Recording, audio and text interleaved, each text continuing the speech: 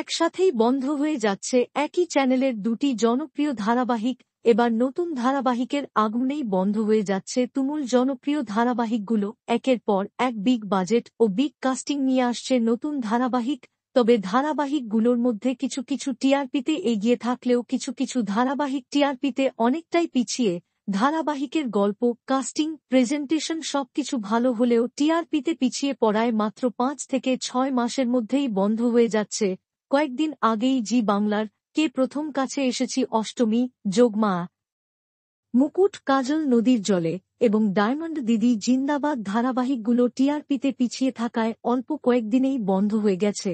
এবার আবারও বন্ধ হচ্ছে জি বাংলার আরও দুটি জনপ্রিয় ধারাবাহিক দুটির গল্প, কাস্টিং, প্রেজেন্টেশন সবকিছুই ভালো, কিন্তু টিআরপিতে অনেকটাই পিছিয়ে পড়ায় মাত্র ৫ থেকে ৬ মাসের মধ্যেই বন্ধ করে দিচ্ছে চ্যানেল। আগেই বলেছিলাম খুব শীঘ্রই বন্ধ হয়ে যাচ্ছে জনপ্রিয় ধারাবাহিক পূবের ময়না। আগামী ২৭শে ডিসেম্বর এই ধারাবাহিকের শেষ দিনের শুটিং হবে। জানুয়ারি মাসের প্রথম দিকেই বন্ধ হবে পূবের ময়না ধারাবাহিকটি। অন্যদিকে খুব শীঘ্রই বন্ধ হচ্ছে জনপ্রিয় ধারাবাহিক মালাবদল। শোনা যাচ্ছে ধারাবাহিকটি আগামী জানুয়ারি মাসের শেষের দিকেই বন্ধ হয়ে যাবে।